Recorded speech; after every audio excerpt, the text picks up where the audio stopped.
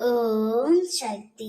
என் அன்பு தங்கமே, நீ என்னிடம் மனதினமும் எப்பொழுதும் எனக்கான துணையை எப்பொழுதுதான் என்னிடம் தருவீர்கள் என்று கேட்டாய் அல்லவா?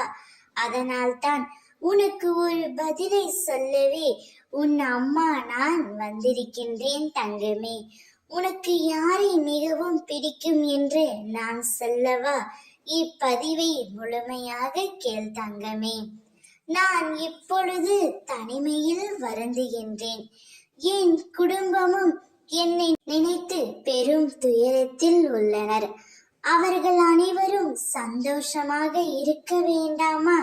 நான் சந்தோஷமாக இருக்க வேண்டாமா அம்மா? என் துணையை எப்பொழுதுதான் என்னிடம் ஒப்படைப்பீர்கள்? எனக்கு எப்பொழுதுதான் திருமணம் நடக்கும்? காலங்கள் கடந்து கொண்டே இருக்கின்றன என்று நீ என்னிடம் வருத்தப்பட்டாய் அல்லவா தங்கமே? உனக்கான துணையை சரியாக தேர்ந்தெடுத்து விட்டுதான் நான் உன்னிடம் பேசுகின்றேன். உனக்கு பொருத்தமானவரை நான் உன்னிடத்தில் ஒப்படைப்பேன்.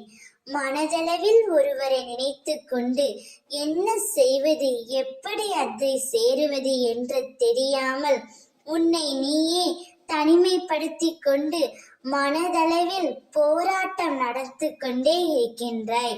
உன்னுடைய வலிகளையும் வேதனைகளையும் நான் அறியாமல் இருப்பேனா?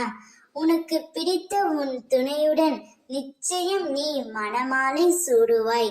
அனைத்தையும் நான் அறிந்துதான் உன்னிடம் வந்து சொல்கின்றேன். நீ யாரை மனதார நேசிக்கின்றாயோ, யாரிடம் பேச வேண்டும் என்று நினைக்கின்றாயோ அவரையே கூடிய விரைவில் நீ திருமணம் செய்வாய். என்னுடைய ஆசீர்வாதத்தால் உங்கள் இருவரின் திருமணம் நன்றாக நடக்கும் என் தங்கமே. கவலைப்படாமல் இரு. ஓம் சக்தி.